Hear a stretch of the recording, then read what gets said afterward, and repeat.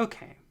Hello, everyone. My name is Casperanza, and in this video, I am going to be doing a chart reading, a natal chart reading for Arthur Schopenhauer, who is a famous philosopher who was born in Germany, 1788 on February 22nd.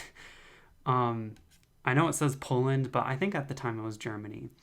I don't know, but I looked up his chart on astro.com, and Astro says that this chart time is a Rodden rating of double A. So this is a confirmed birth time. His chart is perfectly accurate. So it'll be fun to read his chart because it matches really well with his life. It's pretty amazing. So let's just jump into it. The first thing that I find really interesting about Arthur Schopenhauer is that he has Sun conjunct Saturn in the ninth house, and then also conjunct his MC. So there's a few things to this. First of all, Schopenhauer is the philosopher of pessimism, which makes a lot of sense because Saturn is the pessimistic planet. Saturn is the planet of limitation, restriction, being very, very serious. Schopenhauer took himself, I think he took himself way too seriously.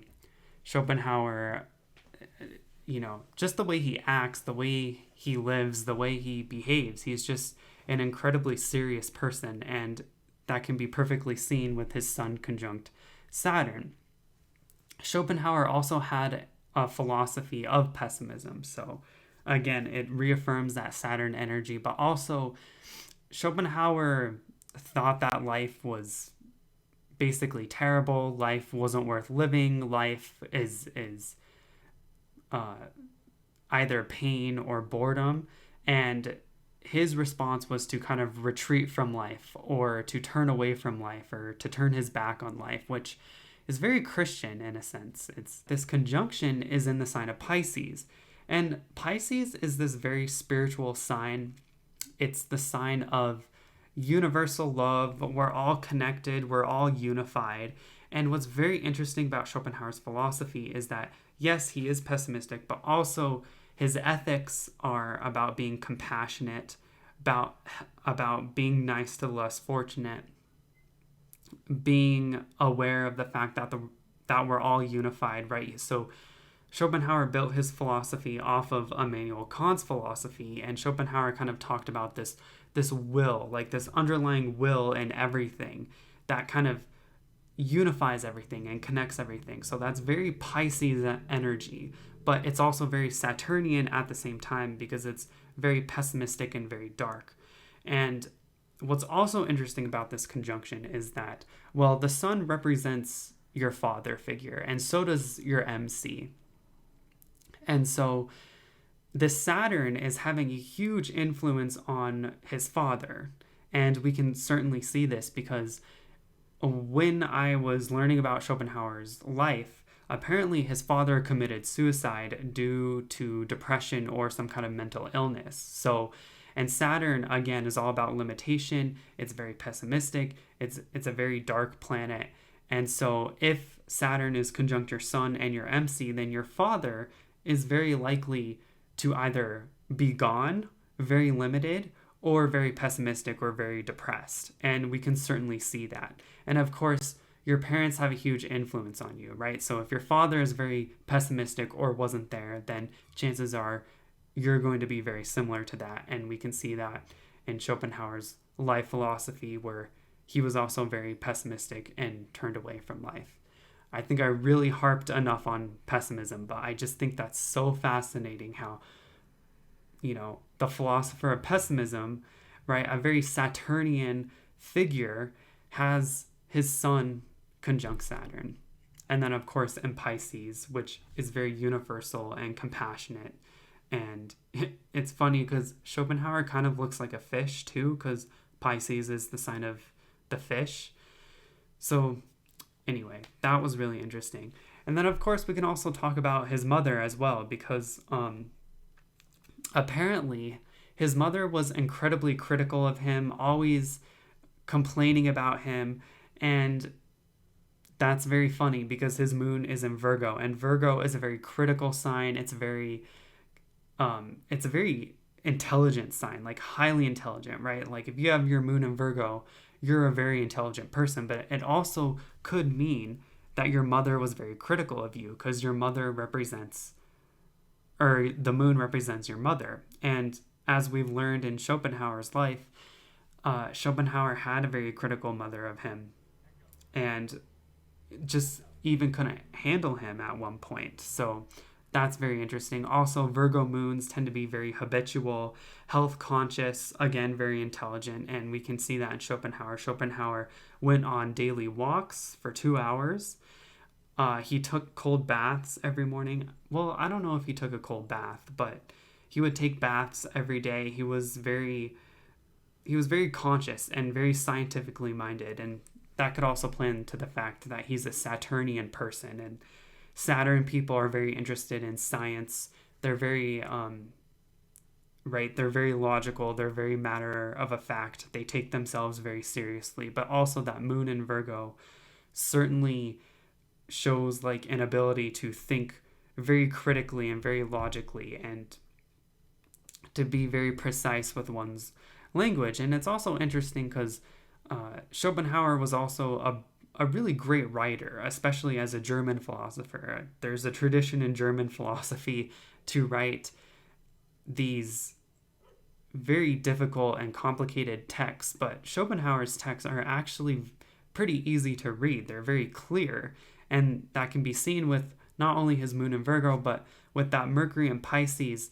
He uses a lot of metaphors and poetic language, but at the same time being very clear in his writing. And so that's a very nice thing. It's also interesting that Schopenhauer is a philosopher, and he has 3 planets in the ninth house, and the ninth house is the house of philosophy. It's the house of travel. It's the house of higher minded thinking. And so again, Saturn in the ninth house can point to a very dark or a very serious philosophy. But having 3 planets in the ninth house shows someone who has a capability for philosophy. And then, of course, his MC is conjunct this conjunction, right? And so he would make a career or make a living out of philosophy and be a very famous philosopher. It's also interesting because Saturn is limitation and restriction. So not only was his life and his character very restricted, but it took a very long time for his life to bloom, or for people to see the value of his philosophy, and for Schopenhauer to become famous, right? Like, I think Schopenhauer was very interested in fame, but it took him a long time to get there, and that can be seen with his Saturn conjunct the MC. I think one final thing that's very interesting with Schopenhauer is that he has his Mars in Cancer conjunct the ascendant. So Schopenhauer, his character was very arrogant, moody, and it's interesting because Mars in the first house suggests like a bullying type character, like a character that's a bully or mean or very like in your face. But with Schopenhauer, it's more subdued, right? Like when I think of Mars in the first house, I think of Donald Trump, right? Donald Trump had Mars in the first house in Leo, right? So he's kind of like a bully, narcissistic, very showy. But Schopenhauer's Mars is in Cancer, and Cancer is very like private, very protective, very guarded. And that moon in Virgo, which is very critical and very logical, is ruling over this moody Mars energy. So Schopenhauer, he was a very moody person, like kind of an arrogant jerk, but it was like more quiet and subdued, right? Because Cancer likes to protect themselves. And he probably resorted to a lot of words and a lot of criticizing as opposed to fighting. Although I do remember learning that Schopenhauer threw an old lady down the stairs because she made too much noise outside of his house or his apartment, which I think is so funny, right? Because Cancer is about the home. Cancer is about being protected. Mars is violence. So it's like he's violent around the home. He's angry around the home. Like he has an essay called On Noise where he writes about how noise destroys all thought, right? With the cracking of the whips and the barking of dogs. And probably, he didn't write this in this essay, but I'm sure that old lady that he heard all the time contributed to this being very noisy, especially because, Moon and Virgo people are very sensitive people, right? They're very sensitive. They're easily upset by their environment, and that's why they're very habitual. They do the same thing every day. I think Saturn also plays into Schopenhauer's character of doing the same thing every day, living a habitual life. But Moon and Virgo certainly also plays into that. And so, yeah, I think that's very funny with his Mars in the first house, making him a very difficult person to be around. And on top of that, he's very critical.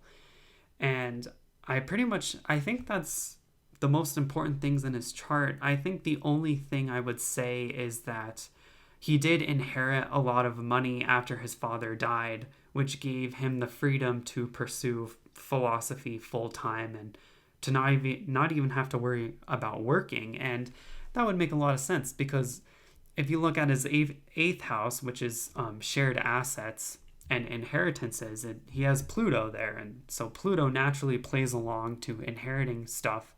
But if you look at the ruler of his eighth house, it's Saturn, and Saturn is conjunct his sun. So certainly his father would play into his inheritance in some way. That's the main thing with his chart that I thought was just super fascinating and interesting. And yeah, thank you for watching.